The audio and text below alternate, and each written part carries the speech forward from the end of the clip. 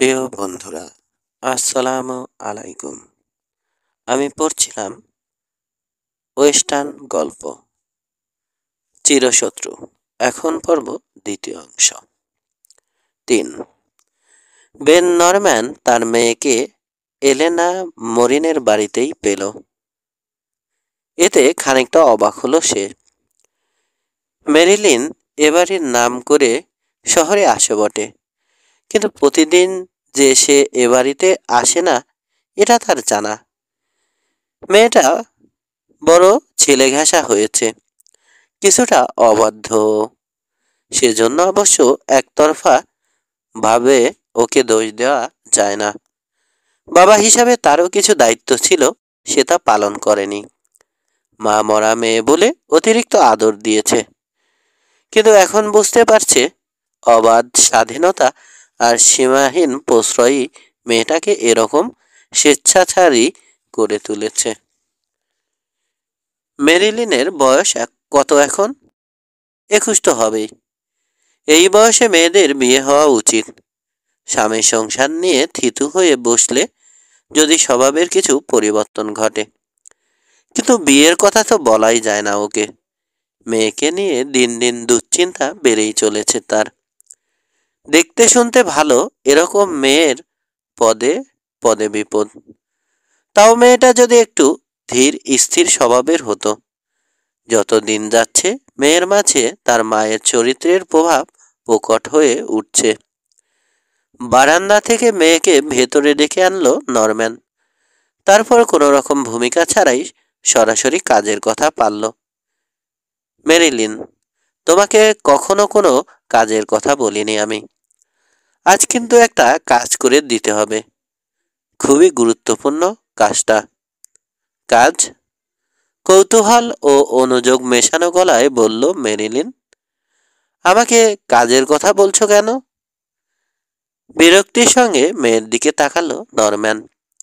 নীল divider riding skirt পরেছে Marilyn, উপরে পাতলা আটশাট সোয়েটার।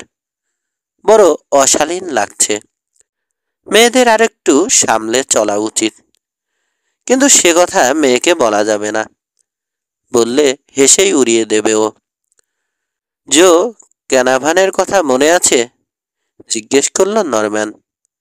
সামান্য, বলল মেরিলিন। ফ্র্যাঙ্ক ক্যানাভানের ছেলে তো। অনেক বছর আগে টাইলার গুলি করে মেরেছিল যাকে। হ্যাঁ, বলল নরম্যান। ছেলেটা ফিরে এসেছে। নিশ্চয় টাইলারকে খতম করবে বলেই এসেছে। ভালোই হলো, তোমার আর ঝামেলা রইল না কোনো। যা যা ভাবছ তা নাও হতে পারে। ওর মনোভাব আমাদের জানা দরকার।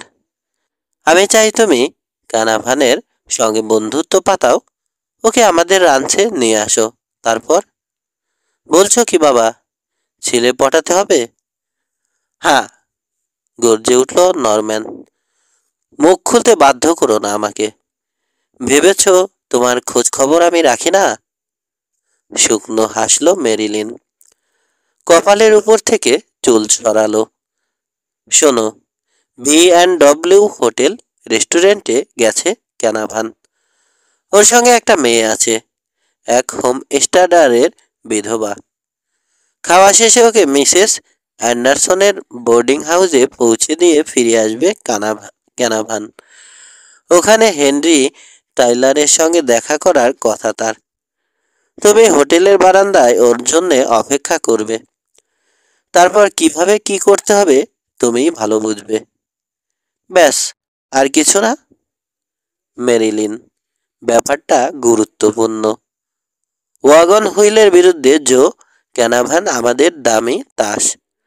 ওকে দলে ফেরানো গেলে সব এরকম সহজ হয়ে যাবে। তুড়ি বাজিয়ে বোঝানোর চেষ্টা করল নরম্যান। মেরিলিনের চোখ সংকুচিত হলো। মানে, বলতে চাচ্ছ? আমি কি বলতে চাচ্ছি তা নিয়ে তোমাকে মাথা ঘামাতে হবে না, রুক্ষ স্বরে বলল নরম্যান। পরক্ষণেই সামলে নিল নিজেকে। আমার উপর বিশ্বাস রাখো। ঠোঁট কামড়ে একটু ভাবলো মেরিলিন, মাথা নাড়ল। তারপর, ঠিক আছে বাবা, ক্যানাভানকে রান্সে নিয়ে আসবো আমি, কিন্তু একটা শর্ত আছে। আমাকে সবকিছু জানাতে হবে। তোমার পরিকল্পনা আমি জানতে চাই। এখন সম্ভব নয়, তবে শিগগির জানতে পারবে সব। সেটা যত তাড়াতাড়ি হয় ততই মঙ্গল। মনে রেখো, ক্যানাভ্যানকে আনতে যেমন পারবো, তেমনি তাড়ানো কঠিন হবে না আমার জন্যে। কাঁধ ঝাঁকিয়ে উপেক্ষার ভান করল নরম্যান, কিন্তু মনের মধ্যে সন্দেহের একটা কাঁটা ফুটে থাকলো ঠিকই। মেরিলিনকে বিশ্বাস করা কি ঠিক হলো? চিন্তাটাকে বেশি দূর এগোতে দিল না সে। তাড়া দিল মেরিলিনকে, জলদি যাও, জ্যাকেট নিয়ে এসো। তোমাকে খানিকটা এগিয়ে দিয়ে আসি আমি। খাওয়া শেষ হলে খালি প্লেট একপাশে সরিয়ে রেখে চেয়ারে হেলান দিয়ে আয়েশ করে বসলো জো ক্যানাভান। হেসে বলল, ভীষণ খিদে পেয়েছিল। বলেই খানিকটা লজ্জিত মুখে যোগ করল, আমি এমনিতে খুব বেশি খাই না। আমিও না, বলল লরা। চেয়ার ঠেলে সাবধানে ধীরে ধীরে উঠে দাঁড়ানোর চেষ্টা করল ও। চোখ কুঁচকে নিচের ঠোঁট কামড়ে ধরল। ব্যথা? কপট হাসল জো। দাঁড়াতেই পারছি না, হাঁটবো কিভাবে? আজ রাতটা যেতে দাও, বলল জো। কাল আরো খারাপ হবে অবস্থা। লরাকে দেখে মনে হচ্ছে কেঁদে ফেলবে। উঠে দাঁড়ালো ক্যানাভান। ঘুরে টেবিলের ওপাশে গিয়ে হাত ধরে লরাকে দাঁড়াতে সাহায্য করলো। হাত ধরে এগোলো দরজার দিকে। বাইরে এসে কাঠের ফুটপাত ধরে রওনা হলো মিসেস অ্যান্ডারসনের বোর্ডিং হাউসের উদ্দেশ্যে। স্যাডল শপের পাশে খানিকটা ফাঁকা জায়গা, তারপরে রাস্তার দিকে মুখ করে দাঁড়ানো মিসেস অ্যান্ডারসনের কাঠের দোতলা বোর্ডিং হাউস। দরজার কাছে আসার পর ঘুরে দাঁড়ালো লরা। জো, মিস্টার নরম্যানকে আমার ভালো লাগেনি। অন্তরটা খুব বিষাক্ত লোকটার। আর টাইলার একই রকম। ওকে দেখে আমার ভয় করছিল। এই লোক যে কোনো বাধা দলে যাওয়ার ক্ষমতা রাখে। বাবা আর হেনরি টাইলার একসঙ্গে ইউনিটায় এসেছিল। দুজনেই তখন যুবক ছিল, বলল জো। সঙ্গে ওয়াগন হুইল রান চালু করেছিল ওরা। বিয়ের পর আলাদা বাড়িতে উঠে গেলেও সবকিছু আগের মতোই থেকে গেল। হিসাবপত্র টাইলারই দেখত।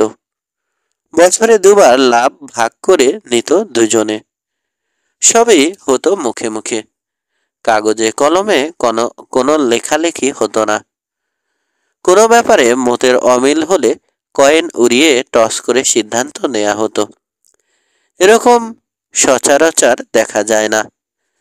আপন ভাইয়ের চেয়েও যেন গভীর ছিল দুজনের সম্পর্ক। কিন্তু একদিন ওদের মধ্যে সত্যিকারের ঝগড়া বাঁধল।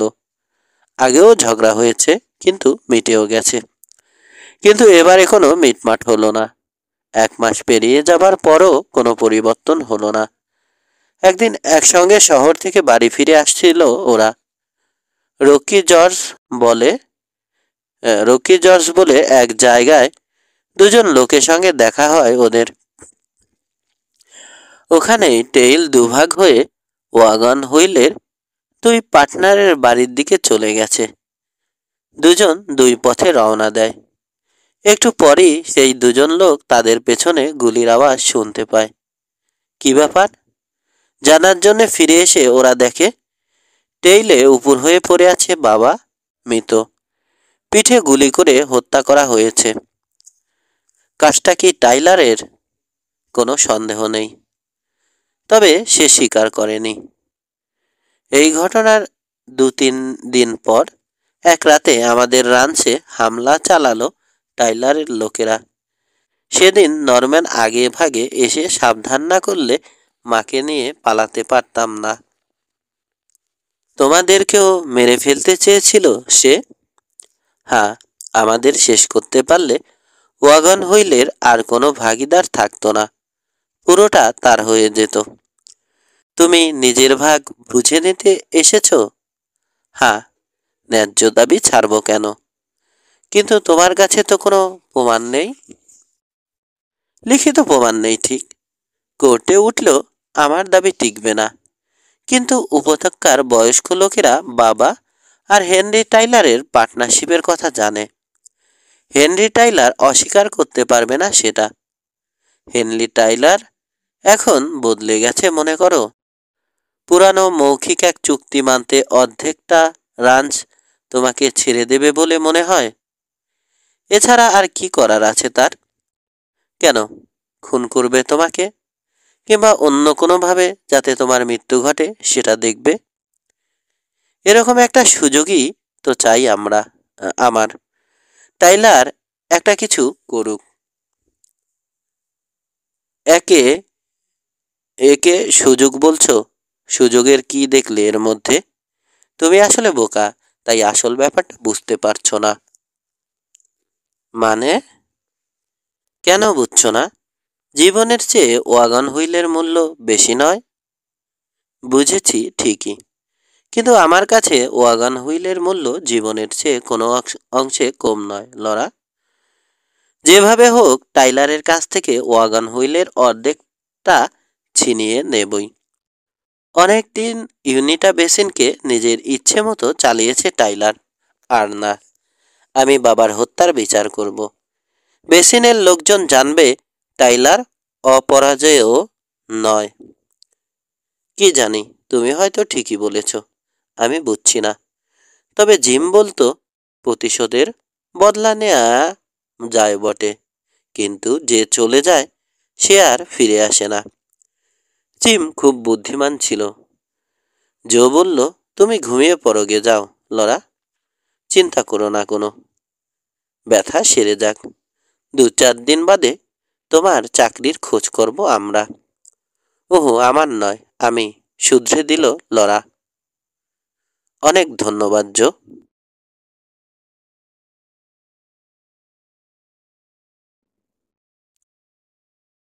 আমার জন্য অনেক করলে তুমি। এগিয়ে এসে ক্যানাভানের হাত ধরল সে। ধরে থাকলো এক মুহূর্ত, তারপর হাত ছেড়ে ঘুরে দরজার দিকে এগোলো। ধীর পায়ে একা হোটেলের উদ্দেশ্যে রওনা হলো। রাস্তা এখন প্রায় জনশূন্য।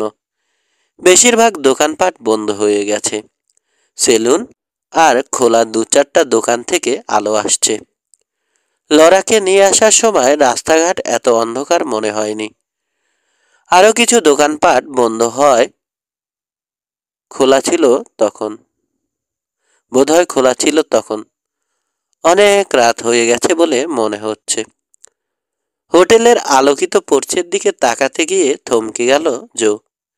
সামনের দুটো দালানের মাঝখানে সরু গলিতে একটা ছায়া নড়ে উঠল যেন। বন্দুক হাতে বেরিয়ে এলো এক লোক। এক লহমার জন্য লোকটাকে দেখতে পেল জো। আলো পরে ঝলসে উঠল হাতে ধরা রাইফেলের চকচকে ব্যারেলটা। ভাবতে গিয়ে সময় নষ্ট করল না জো। লোকটা কে? ওখানে কি করছে? এসব প্রশ্ন মাথায় খেলার সুযোগ দিল না। ছায়া দেখা মাত্র মনে হলো লোকটা ওর অপেক্ষাতেই গলি মুখে ওত পেতেছিল। ডান দিকের অন্ধকার বারান্দা লক্ষ্য করে ঝাঁপ দিল সে। প্রায় সঙ্গে সঙ্গে গর্জে উঠল রাইফেলটা। জোর মাথার উপর দিয়ে বাতাসে ক্রুব্ধ শীষ কেটে বেরিয়ে গেল একটা বুলেট। মাথাটা সামান্য তুলল জো।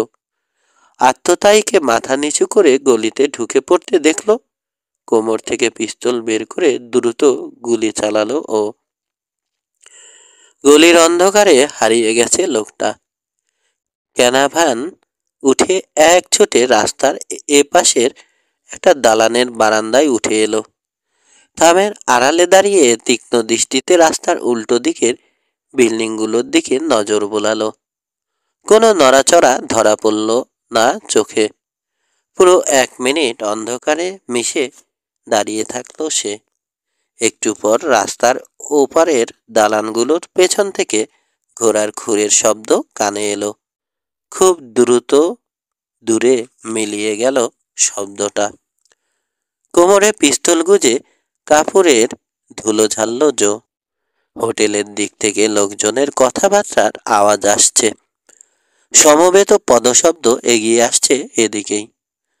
সম্ভবত শেরিফ লোকজন নিয়ে গোলাগুলির কারণ অনুসন্ধান করতে আসছে। দ্রুত বারান্দা থেকে নেমে পাশের অন্ধকার গলিতে ঢুকে পড়ল জো। এই মুহূর্তে শেরিফের মুখোমুখি হবার কোনো ইচ্ছে নেই তার। কে গুলি করল, কেন, এ জাতীয় প্রশ্নের জবাব দেওয়ার সময় এখনো হয়নি। পেছন দিক দিয়ে ঘুরে হোটেলের উল্টো দিকের একটা গলি হয়ে রাস্তায় উঠে এলো ক্যানাভান। খানিক ইতস্তত করে হোটেলের দিকে এগোলো। বারান্দায় 3 জন লোক দাঁড়িয়ে আছে, একজন মহিলা। ক্যানাভানের পায়ের শব্দে ফিরে তাকালো সে। পর মুহূর্তে হাসিতে উদ্ভাসিত হলো ওর চেহারা। বেশ সুন্দর মেয়েটা, পান পাতা আকৃতির চেহারা, বিশাল কালো চোখ আর মাথা ভর্তি একরাশ কালো চুল। পাতলা সোয়েটার মেয়েটার যৌবন বেঁধে রাখতে পারছে না। হ্যালো জো, চাপা হেসে অস্পষ্ট গলায় বলল মেয়েটা। থমকে দাঁড়িয়ে পাগলের মতো চিতির পাতা হাতড়াতে লাগলো ক্যানাভান। তোমার স্মরণশক্তি খুব খারাপ হয়ে গেছে দেখছি জো, সহজ গলায় বলল মেয়েটা। পুরানো দিনের কথা ভাবো, স্কুল জীবনের কথা মনে পড়ে। চট করে একটা নাম মনে পড়ে গেল ক্যানাভানের, মেরিলিন। Marilyn Norman. ঠিক ধরেছ। হাসির তরঙ্গ তুলে হাত বাড়িয়ে দিল মেরিলিন। হাতটা মুঠোয় ধরে হাসিতে যোগ দিল জো। স্কুলে পড়ার সময় এই মেয়েটাকে কারণে অকারণে মেরেছে সে। একটু বিচ্ছু টাইপের ছিল। মেয়েদের চেয়ে ছেলেদের সঙ্গেই ওর মেলামেশা ছিল বেশি। ওর চোখে মুখে সেই ছেলে মানুষই ছাপটা রয়ে গেছে এখনো। এখনো মেরিলিন নরম্যানই আছো তুমি? জিজ্ঞেস করলো ক্যানাভান। হ্যাঁ আছি, মন মতো পুরুষের দেখা পেলাম কই। আশা একরকম ছেড়েই দিয়েছি জো। মাথা নেড়ে ঠাট্টা সুরে জো বলল, আমি যতদূর জানি সহজে হাল ছাড়ার পাত্রী তুমি নও। ক্যানাভানের মন্তব্যে খুশি হলো যেন মেরিলিন। সেরকম মরিয়া হয়ে কি আর চেষ্টা করেছি? সেই আদি অকৃত্রিম মেরিলিন। হ্যাঁ, সেই পুরনো মেরিলিন। একসঙ্গে উচ্চস্বরে হেসে উঠল দুজন। হাসতে হাসতে হঠাৎ হোটেলে আসার কারণ মনে পড়ে গেল জোর। গম্ভীর হয়ে গেল সে। মেরিলিন, হোটেলে একজনের সঙ্গে দেখা করতে হবে আমাকে। তুমি অপেক্ষা করবে নাকি? দেরি করে ফেলেছ তুমি জো, বলল মেরিলিন। যার সঙ্গে দেখা করতে এসেছ চলে গেছে সে। Henry Tyler? মাথা দোলালো মেরিলিন। হ্যাঁ, মিনিট 10 আগে বেরিয়ে গেছে। ঘোড়া হাঁকিয়ে পূব দিকে যেতে দেখেছি ওকে। শেরিফ পৌঁছানোর আগেই সম্ভবত স্টাপিডের চিহ্ন মুছে ফেলতে চায়। স্টাপিডের চিহ্ন মুছে ফেলা এত সহজ নয়। চেষ্টা করে দেখতে তো ক্ষতি নেই, তাই না? কাজ ঝাঁকালো জো। টাইলারের সঙ্গে দেখা না হওয়ায় খারাপ লাগছে। খাবার পেছনে বেশি সময় নষ্ট করে ফেলেছে, নইলে ঠিকই টাইলারের নাগাল পেত। রাতে কোথায় থাকছো? জিজ্ঞেস করলো মেরিলিন। দেখি এই হোটেলেই থাকবো হয়তো। এখানে থাকা কি ঠিক হবে জো? শহরে তোমার শত্রুর অভাব নেই। নিজের নিরাপত্তার কথা ভেবেই তোমার উচিত পরিচিত কারো বাড়িতে ওঠা। খানিক আগে বাবা খুঁজে গেছে তোমাকে। আমাকে বলেছে তোমাকে রাঞ্চে নিয়ে যেতে। চলো, মাত্র 1 ঘন্টার পথ। এখানকার চেয়ে ঢের ভালো খাবার আর বিছানা পাবে। বেশ লোভনীয় প্রস্তাব, সন্দেহ নেই। ভালো খাবার, ভালো বিছানা, সেই সঙ্গে নিরাপত্তার নিশ্চয়তা। তাছাড়া মেরিলিনের সঙ্গ কম আকর্ষণীয় নয়। এই সুযোগে হয়তো আর একটু গভীরভাবে জানা যাবে ওকে। কি যাবে? হেসে জিজ্ঞেস করলো মেরিলিন। যাওয়া যায়, কিন্তু আমার ঘোড়াটা শেরিফের অফিসের সামনে রয়ে গেছে, বলল জো। অসুবিধে নেই, ওখান থেকে ঘোড়া নিয়ে নেবে, চলো। ক্যানাভানের হাত ধরে টানলো মেরিলিন। রাস্তায় নেমে রওনা হলো দুজনে। হাঁটতে হাঁটতে পাশ ফিরে মেরিলিনকে দেখল জো। সেই ছোট্ট বিচ্ছু মেয়েটি আর নেই মেরিলিন। মাথা খারাপ করে দেবার মতো সুন্দরী হয়ে গেছে। কিন্তু এখনো বিয়ে করেনি কেন মেরিলিন? কথাটা ভেবে আবারও অবাক হলো জো। শেরিফের অফিসের সামনে থেকে ঘোড়া নিয়ে রাস্তার মাঝখান দিয়ে হেঁটে চলল ওরা। খুব ঘনিষ্ঠ হয়ে প্রায় গা ঘেঁষে হাঁটছে মেরিলিন। আরও একবার তাকে দেখল জো। অন্ধকারে ওর চেহারা পরিষ্কার বোঝা যাচ্ছে না, কিন্তু ও নিশ্চিত হাসছে মেরিলিন। আচমকা ওর মনে হলো ফিরে আসাটা মন্দ হয়নি, সব দিকেই সাড়া পড়েছে। অনেকটা এই চিন্তার সূত্র ধরেই সে বলল, মেরিলিন, ইউনিটায় ফিরে এসে ভালোই লাগছে আমার। তুমি ফিরে আসায় আমি খুশি হয়েছি জো, মৃদু কণ্ঠে বলল মেরিলিন। হাঁটতে হাঁটতে ছোঁয়া লেগে যাচ্ছে। মৃদু হাসল জো, থেমে দাঁড়ালো। আমার প্রত্যাবর্তনের অভ্যর্থনাটা এভাবে হওয়া উচিত, বলে এক ঝটকায় বুকের উপর টেনে আনলো মেরিলিনকে। চুমো খেলো ঠোঁটে। প্রথমে ওর মধ্যে একটু দ্বিধাভাব কাজ করলেও মেরিলিন প্রায় সঙ্গে সঙ্গে সাড়া দিল। দু হাতে জোর গলা জড়িয়ে ধরল সে, ঠোঁট কামড়ে ধরল প্রবল আবেগে। দীর্ঘ চুমো শেষে যখন নিজেকে সারিয়ে নিল মেরিলিন, মৃদু কাঁপছে সে। ঝড়ো হাওয়ার মতো নিঃশ্বাস পড়ছে। আবার হাত বাড়ালো জো। হেসে পিছিয়ে গেল মেরিলিন। উহু, এত তাড়াহুড়োর কি আছে জো? আমাদের সামনে অনেক সময় পড়ে আছে। 4 নাস্তার টেবিলে বসে আছে ওরা, বেন, নরম্যান, মেরিলিন আর জো। খাওয়া শেষ হয়েছে অনেকক্ষণ, কিন্তু ইউনিটার বিভিন্ন প্রসঙ্গ নিয়ে আলাপ করতে করতে সময় কেটে যাচ্ছিল। টেবিল ছেড়ে কেউ ওঠেনি। তাছাড়া কারো হাতে তেমন জরুরি কোনো কাজ না থাকায় গল্প করতে ভালোই লাগছে। তবে একটু খুঁতখুত করছে জোর মনটা। পশ্চিম বাহিনীর সঙ্গে তার ও নরম্যানের এস্টাফিডের জায়গায় যাবার কথা ছিল, কিন্তু নরম্যানের কারণে যাওয়া হলো না। সে নিজেও যায়নি, ওকেও যেতে দিল না। ওর নিরাপত্তার কথা ভেবে একটু যেন ব্যাকুল হয়ে উঠেছে নরম্যান। তার ধারণা টাইলার আজ কোনো একটা অজুহাতে লড়াই বাঁধানোর চেষ্টা করবে। এতদিন পর জো ফিরে এসে ওয়াগন হুইলের অর্ধেক মালিকানা দাবি করবে, আর টাইলার সেটা আপোষে মেনে নেবে, এ কিছুতেই হতে পারে না। গোলাগুলি শুরু হলে প্রথম হামলাটা আসবে জোর উপর। এসব ভেবেই ওদের পরিবর্তে দুজন কাউহ্যান্ডকে ইউনিটায় পাঠিয়ে দিয়েছে নরম্যান। পসির সঙ্গে যাবে তারা। এখানে তুমি নিরাপদ, বেশ আত্মবিশ্বাসের সঙ্গে বলল নরম্যান। সম্ভবত ক্যানাভানের খুঁতখুঁতে ভাবটা লক্ষ্য করেই হঠাৎ প্রসঙ্গ বদলালো সে। টাইলার তার সব কাউহ্যান্ডকে স্টাফিডের চিহ্ন মোছার কাজে লাগিয়ে দিয়েছে। সব চিহ্ন হয়তো ওরা মুছে ফেলতে পারবে না, তবে ঘটনার সঙ্গে জড়িতদের ট্র্যাক মুছে ফেলতে কষ্ট হবে না। শেরিফ ওদেরই লোক। আমরা ওখানে গিয়ে এসব ধরিয়ে দিতে চাইলে ঝামেলা হতো। না গিয়ে ভালোই হয়েছে। এখন সাবধানে থাকতে হবে তোমাকে। কিন্তু এখানে বসে থাকলে তো আমার চলবে না, যুক্তি দেখালো জো। একটা কিছু উপায় বের করতে হবে।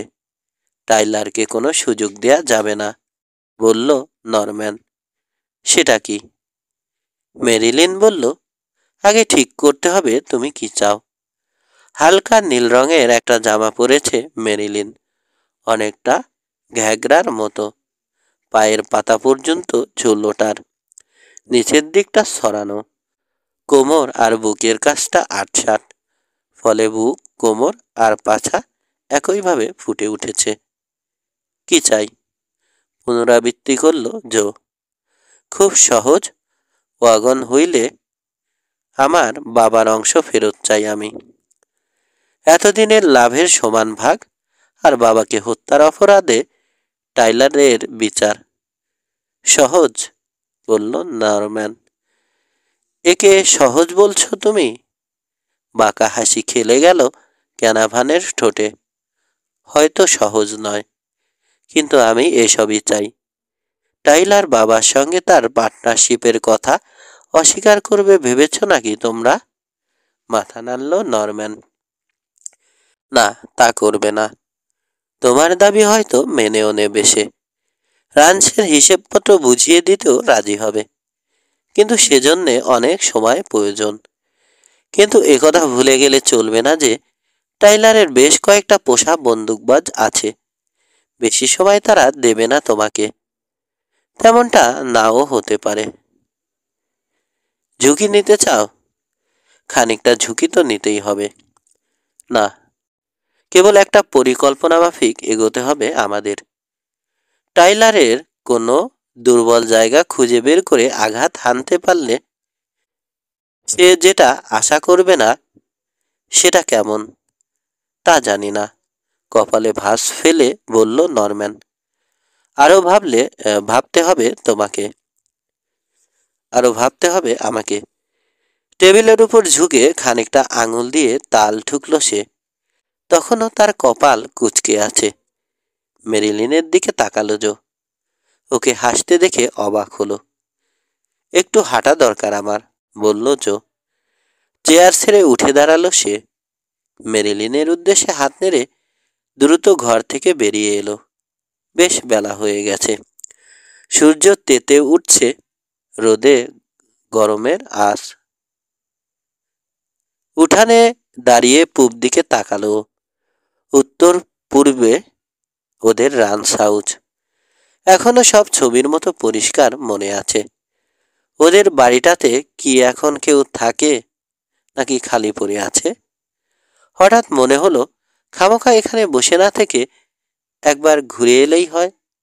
নিজের বাড়িতে না যাবার কোনো কারণ নেই। মাত্র তো ঘন্টা দেড়েকের পথ। যেতে আসতে বড়জোর ঘন্টা দিনেক সময় লাগবে।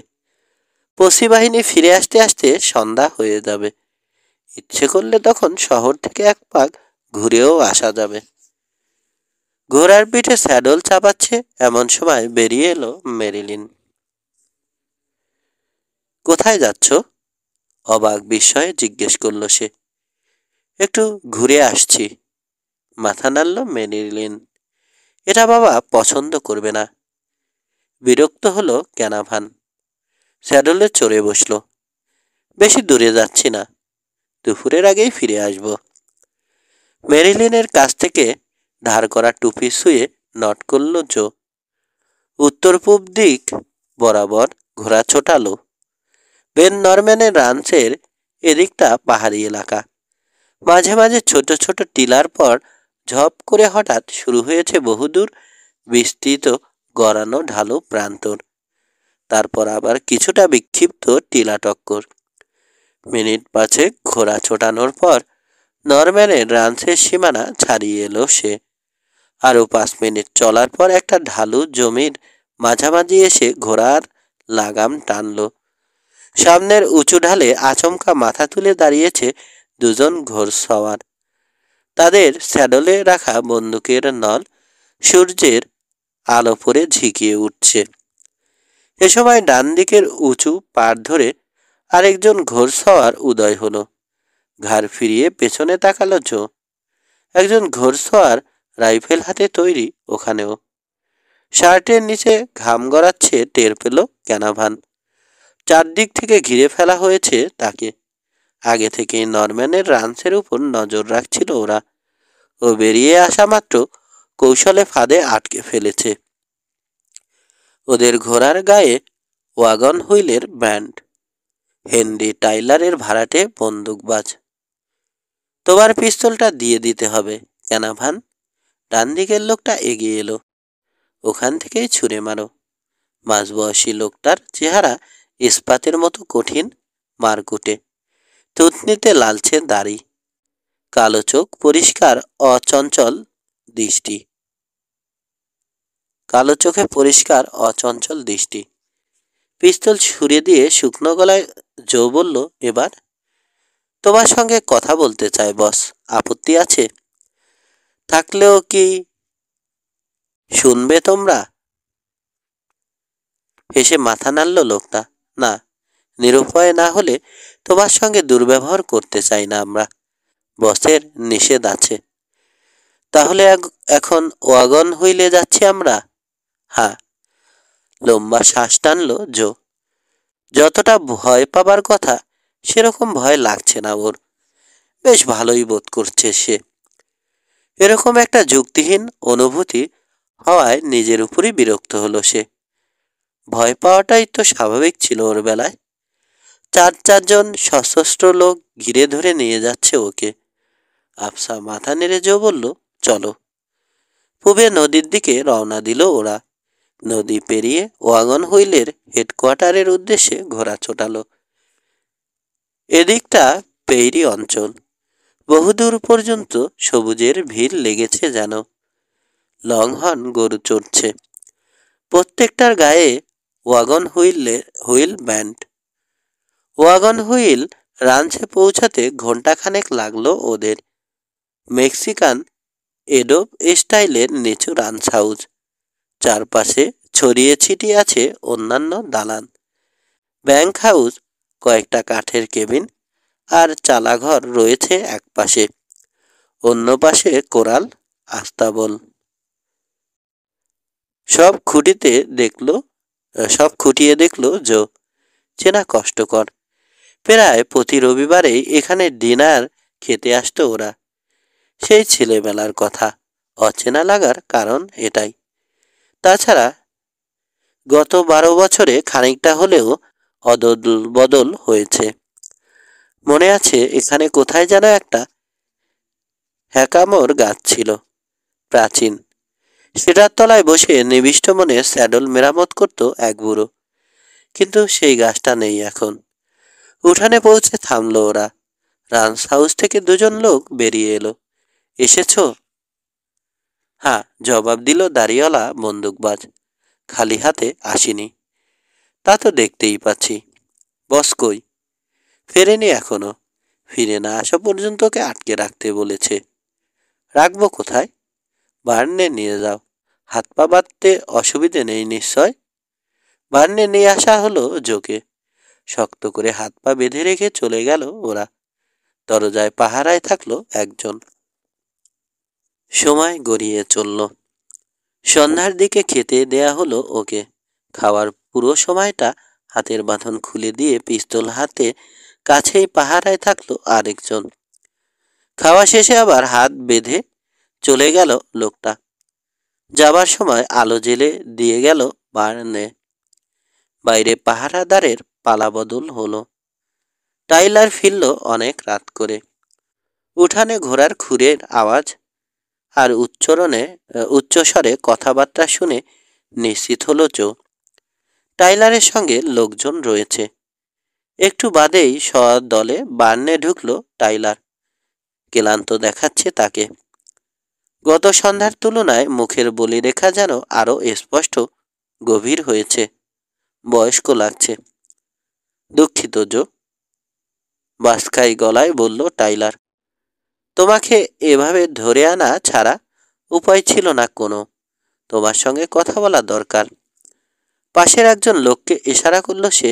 বাঁধন খুলে দিয়ে রাঞ্চ হাউসে নিয়ে এসো ওকে। ওর পিস্তল নিয়েছো তোমরা? মাথা দোলালো লোকটা। পিস্তল ফিরিয়ে দাও, হুকুম করল টাইলার। তারপর দ্রুত বেরিয়ে গেল বার্ন থেকে। গানম্যানদের একজন হাত পায়ের বাঁধন খুলে দিল। উঠে দাঁড়ালো জো। পিস্তল এগিয়ে দিল আরেকজন। সেটা হাতে নিয়ে ভালো মতো পরীক্ষা করে কোমরে গুজিয়ে রাখলো ও। স্টাপিডে গানবেল্ট হারিয়ে ফেলেছে। এখনো নতুন আরেকটা কেনার সুযোগ হয়নি। রাঞ্চ হাউসে যাওয়া যাক চলো, বলল দাড়িওয়ালা। সরু চোখে ওকে লক্ষ্য করছে সে। তার পেছনে দরজার কাছে হোল স্টারে হাত রেখে সতর্ক ভঙ্গিতে দাঁড়িয়ে আছে অন্যরা। ক্যানাভান কাঁধ ঝাঁকিয়ে বলল, চলো। উঠান পেরিয়ে রান্স হাউজের বারান্দায় এসে উঠল ওরা। পর্দা টানানো জানালার ফোকর গলে এক চিলতে আলো এসে পড়েছে বারান্দায়। দাড়িওয়ালা লোকটা এগিয়ে গিয়ে টোকা দিল বন্ধ দরজায়। টাইলারের গলার আওয়াজ এলো ভেতর থেকে। দরজা খুলে দিল সে। ভেতরে ঢুকলো ওরা। কোট খুলে ফেলেছে টাইলার। কোমরে পিস্তল ঝুলছে তার। লাল সাসপেন্ডারে আটকানো প্যান্ট, ঘামে ভেজা সাদা শার্ট লেপ্টে আছে গায়ের সঙ্গে। ঠিক আছে চার্লি, দাড়িওয়ালাকে বলল টাইলার, তোমরা এখন যাও, প্রয়োজন হলে ডাকবো। বস, ওর সঙ্গে অস্ত্র আছে, অস্বস্তির সঙ্গে বলল চার্লি। তাতে কি, জিজ্ঞেস করল টাইলার। এরপর আর কথা না বাড়িয়ে চলে গেল ওরা। দরজার কাছে তেমনি দাঁড়িয়ে রইল জো। একটা চেয়ার টেনে বসো, বলল টাইলার, আর বসতে যদি না চাও হাঁটাহাঁটি করো। খিদে পায়নি তোমার? না, ওরা সময় মতো খাবার দিয়েছে আমাকে। এতক্ষণ দক্ষিণে ছিলাম আমি, বলল টাইলার। ওয়াটার হাউস রোডের ওখানে। স্টাপিডের আলামত আছে ঠিকই। জিম লেইনারের কবরও দেখেছি। অনেক ট্রাক আছে। ঘটনাটা যদি ওভাবেই ঘটে থেকে থাকে। সামনে এগিয়ে গেল জো। যদি ওভাবেই ঘটে থাকে মানে? এখনো সন্দেহ আছে নাকি তোমার? মানুষের চিৎকার ঠিক শুনেছ তুমি? হ্যাঁ, গুলির শব্দ। কারো নাম কানে এসেছে? চেহারা দেখতে পেয়েছো কারো? না, কাঁধ ঝাঁকালো টাইলার। আমার কথা তুমি বিশ্বাস করবে না, তবু বলছি, স্টাপিডের ঘটনার সঙ্গে আমি বা আমার কোনো লোক জড়িত নয়। এ কাজ আমাদের না। তাহলে কার? জানি না। আমি যে সত্যি কথা বলছি তাও প্রমাণ করতে পারবো না। ভালো ট্র্যাকার থাকলে জড়িতদের টেইল করতে পারত সে। কিন্তু বেসিনে এখন আর তেমন দক্ষ কেউ নেই। যারা ছিল তাদের কেউ মারা গেছে, কেউ বা অন্য জায়গায় চলে গেছে। তোমার বাবা ভালো টেইল পড়তে পারত, কিন্তু দুর্ভাগ্য তোমার, তাকে আগেই মেরে ফেলেছ তুমি, বিরস কণ্ঠে বলল জো। ঝট করে মাথা তুলল টাইলার। না, আমি মারিনি। রকি জর্জে সেদিন তোমাদের দুজনকে একসঙ্গে দেখেছিল দুজন লোক। তার মিনিট খানেকের মধ্যেই গুলির আওয়াজ শুনতে পেয়েছিল তারা। এর পরপরই বাবাকে মৃত অবস্থায় দেখতে পায়। তখন কোথায় ছিলে তুমি টাইলার? 1 মিনিট নয়, আরও পরে ওরা গুলির আওয়াজ শুনেছিল। রকি জর্জে বিদায় নিয়ে যার যার বাড়ির পথ ধরেছিলাম আমরা ঠিকই, কিন্তু আমি কোনো গুলির আওয়াজ পাইনি। আমরা আলাদা হবার অনেক পরে গুলি করা হয়েছে তোমার বাবাকে। আওয়াজ না শোনার এটাই কারণ। এটা তোমার মুখের কথা। হ্যাঁ, আমার মুখের কথা, কিন্তু এটাই সত্যি। সেদিন যে দুজন লোক আমাদের একসঙ্গে দেখেছিল, যাদের কথায় আমাকে তোমার বাবার হত্যাকারী বলে মনে করছো, সেই দুজনকে আমি ওয়াগন হুইল থেকে তাড়িয়ে দিয়েছিলাম। ওরা তোমার বাবা আর আমাকে ঘৃণা করত। এখন কোথায় তারা? একজন মারা গেছে, অন্যজন বেন নরম্যানের রানসে আছে। ওর নাম এড ওয়াইলি। রয় ম্যাক্সওয়েল তখন ইউনিটার শেরিফ ছিল। সে ওদেরকেই তোমার বাবার হত্যার সঙ্গে জড়িত বলে সন্দেহ করেছিল, যদিও কিছু প্রমাণ করতে পারেনি। হয়তো ওরা খুনি নয়। ম্যাক্সওয়েল সেদিন রকি জর্জে আরেকজন লোকের ট্র্যাক খুঁজে পেয়েছিল। ওই লোকটাই সম্ভবত তোমার বাবার হত্যাকারী। লোকটাকে টেইল করার চেষ্টা করেছিল ম্যাক্সওয়েল, কিন্তু সফল হয়নি। আমি জানি না কে তোমার বাবাকে খুন করেছে, তবে সন্দেহ করি একজনকে। কিন্তু সন্দেহ আর প্রমাণ তো এক কথা না। সত্যি কথা বের করার জন্য এড ওয়াইলিকে মারতে মারতে একবার আধমরা করে ফেলেছিলাম, কিন্তু ওর মুখ থেকে কোনো তথ্য বের করতে পারিনি। শেষে হাল ছেড়ে দিয়েছি। সেই থেকে তোমার ফেরার আশায় আছি। আমি জানতাম একদিন তুমি ফিরে আসবে। তোমার মা কেমন আছে? মা বেঁচে নেই। দুঃখিত জো, আমাকে তোমার মা পছন্দ করতো না। কেন? কখনো বুঝতে দেয়নি সেটা। আসলে আমার আর ফ্র্যাঙ্কের সম্পর্কটা কোনোদিনই বুঝতে পারেনি ও। আমিও পারি না, বলল জো। চেয়ার টেনে বসলো টাইলার। খুব ঘনিষ্ঠ ঘনিষ্ঠ বন্ধু ছিলাম আমরা। চমৎকার বোঝাপড়া ছিল আমাদের দুজনের মধ্যে। একসঙ্গে ওয়াগন হুইল রান্স শুরু করেছিলাম আমরা। কিন্তু সব ক্ষমতা ছিল তোমার। না, রেঞ্জের কাজ দেখাশোনা করতাম আমি। সবাই ভাবতো আমিই বস, কিন্তু আসলে তোমার বাবাই ছিল সব। রান্স চালানোর পরিকল্পনা সেই স্থির করত, আমার সঙ্গে পরামর্শ করে অবশ্য। কোনো ব্যাপারে একমত না হতে পারলে টস করে সিদ্ধান্ত নিতাম আমরা। বাবার মৃত্যুর কিছুদিন আগে তোমাদের মধ্যে মন কষাকষি শুরু হয়েছিল না? মতভেদ বলতে পারো। টস করনি কেন? সম্পূর্ণ ব্যক্তিগত ব্যাপার ছিল সেটা, রান্সের সঙ্গে সম্পর্কহীন। কি সেটা? তোমাকে বলা যাবে না জো, অনেক দিন হয়ে গেছে। এখন আর ওসব পুরানো কাসন্দি ঘেঁটে কোনো লাভও নেই। রাগত্ব ভঙ্গিতে ক্যানাভান বলল, বিশ্বাস করি না আমি। এখনো বিশ্বাস না হলে দুঃখ প্রকাশ করা ছাড়া আর কি করার আছে আমার? একটু বোঝার চেষ্টা করো। তোমাকে সেই ঘটনা খুলে বললেও বর্তমান বা অতীত কোনোটাই আর বদলাবে না।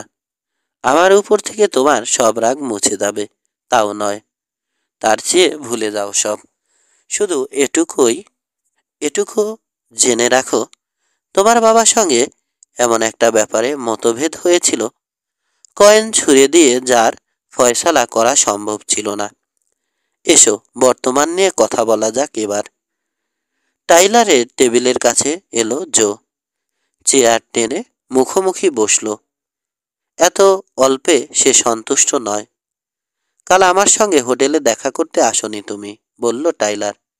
আমি এসেছিলাম, বলল জো, কিন্তু তার আগেই বিদায় নিয়েছিলে তুমি।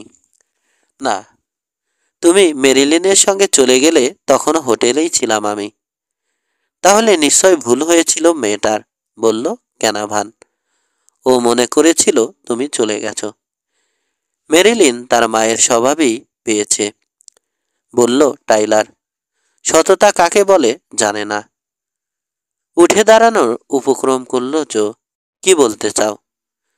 তোমাকে মিথ্যে কথা বলেছে মেরিলিন। তোমার সঙ্গে আমার দেখা হোক এটা নরম্যান চায়নি। তোমার কথা বিশ্বাস করতে পারছি না। ঠিক আছে, তোমার বিশ্বাস হবার মতো একটা কথা বলি তবে। আমার ও ফ্র্যাঙ্কের চুক্তির কথা জানো তো? জানি। কতটুকু জানো? বাবা আর তুমি ওয়াগন হুইলের যৌথ মালিক ছিলে। বছরে দুবার লাভের অংশ ভাগ করে নিতে তোমরা। শুধু লাভ নয়, ক্ষতিও বহন করার কথা ছিল। অবশ্য তোমার বাবা বেঁচে থাকতে ওয়াগন হুইল কখনো ক্ষতির মুখ দেখেনি। গত কয়েক বছর ব্যবসা তেমন সুবিধে যাচ্ছে না। চুক্তির আরও একটা শর্ত ছিল, দুজনের সম্মতি ছাড়া রান্স বিক্রি করা যাবে না। এটা জানো? সায় দিল জো। জানি। পরস্পরের প্রতি বিশ্বাস ছিল আমাদের, বলে চলল টাইলার।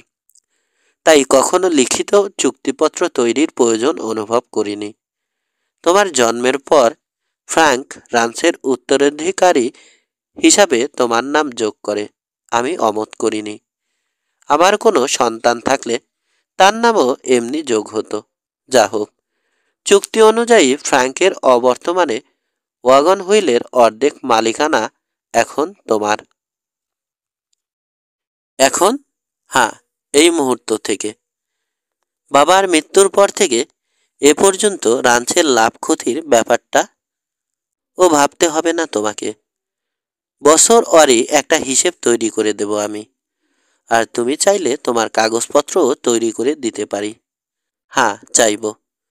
তুমি তোমার অংশ বিক্রি করে দিতে চাও? জানি না, তেমন কিছু করতে চাইলে সময় দিতে হবে আমাকে। এই মুহূর্তে আমার পক্ষে টাকা জোগাড় করা সম্ভব না। যতদিন টাকা জোগাড় না হচ্ছে ততদিন ওয়াগন হুইলের একজন মালিক হিসাবেই থাকবে তুমি। তার মানে? মানে রানসের মালিক হিসাবে এটার ভালো মন্দের অংশীদার হয়ে যাচ্ছ তুমি। তোমাকেও লড়াইয়ে যোগ দিতে হবে। কিসের লড়াই? তুমি অনেক দিন ধরে এখানে ছিলে না, জো। অবস্থা অনেক পাল্টে গেছে। তোমার বাবা আর আমি এই বেসিনে প্রথম বসতি করেছিলাম। আমাদের রাঞ্চটা অঞ্চলের সবচেয়ে ভালো। পানির অভাব নেই, প্রচুর ঘাস রয়েছে। তারপরও খরা মৌসুমের কথা ভেবে কুয়ো খোঁড়া হয়েছে। পরে যারা নদীর পশ্চিম পারে সেটল করেছে ওদের অবস্থা আমাদের মতো এত ভালো নয়। ওদিকটা পাহাড়ি এলাকা, খরা মৌসুমে পানি থাকে না। বুদ্ধি করে ওরা কুয়ো খোঁড়েনি। এসব নানা অসুবিধার কারণে ওয়াগন হুইলের উপর বদনজর পড়েছে এখন ওদের। আমাদের উৎখাত করে ওয়াগন হুইলের রেঞ্জ ভাগাভাগি করার ফোন দিয়ে এঁটেছে। আমাদের ধ্বংস করে ফেলতে চায় ওরা, জো। কিভাবে? জানি না, তবে নরম্যানের নির্দিষ্ট কোনো পরিকল্পনা আছে। তার কিছু আভাস আমি পেয়েছি, কিন্তু ষড়যন্ত্রের ধরনটা ঠিক বুঝতে পারছি না। গত বছর ওয়াগন হুইলের সীমানায় লিগ নাইট কিরিকে 5টা হোম স্টেডার পরিবারকে এনে বসিয়েছে সে। 5 জনের মধ্যে 3 জন আসলে হোম স্টেডার নয়। ওরা যেসব জমি ফাইল করেছে সেখানে চাষাবাদ করেনি, পতিত ফেলে রেখেছে। কিন্তু হোম স্টেডারের ভান করছে কেন? কোনো কারণ আছে নিশ্চয়। গতকাল আবার স্টাফিডের ঘটনাটা ঘটল। যে কোনো সময় এ অজুহাতে আমাকে গ্রেপ্তার করা হতে পারে। শেষ পর্যন্ত হয়তো সেটাই হবে। জো, আমি জেলখানায় আটকা পড়লে ওয়াগন হুইলের কোনো বস থাকবে না যদি তুমি দায়িত্ব না নাও। আমি দায়িত্ব নিলে সেক্ষেত্রে আমার সঙ্গে থাকতে পারবে তুমি, কিংবা পুরানো রাঞ্চে। প্রয়োজনে ওয়াগন হুইলের ক্রুর একটা অংশ তোমার সঙ্গে থাকবে, কিংবা সবাইকেই তোমার সঙ্গে রাখতে পারো। ওখান থেকে তুমি ওয়াগন হুইলের সব কাজ দেখাশোনা করবে। আগের মতোই সার্বক্ষণিক যোগাযোগ থাকবে আমার সঙ্গে। আর মতের মিল না হলে কি আগের মতোই টস করে সিদ্ধান্ত নেওয়া হবে? তোমার বাবার সঙ্গে ওভাবে কাজ করেছি, তাতে বিবাদ এড়ানো গেছে। সব সময় কিন্তু টস করতে হয়নি, আগেই বলেছি। আমাদের ভালো বোঝাপড়া ছিল। চেহারা দেখেই মনোভাব বুঝতে পারতাম। যা হোক, এখন তুমি এসেছো, ওয়াগন হুইলের সমান অংশীদার। আমি চাই এখন থেকে রাঞ্চের কাজে আমাকে সাহায্য করো। রাজি? উঠে দাঁড়ালো জো, উত্তেজিত উত্তেজিত ও দ্বিধাগ্রস্ত। জো, জিজ্ঞেস করলো টাইলার। কি করব বুঝতে পারছি না, বিড়বিড় করে বলল জো। ঠিক আছে, সময় নিয়ে ভেবে দেখো। কাল সকালে আবার আলাপ করা যাবে। ইতস্তত করে সায় দিল ক্যানাভান। ঠিক আছে, কাল সকালেই দেখা যাবে।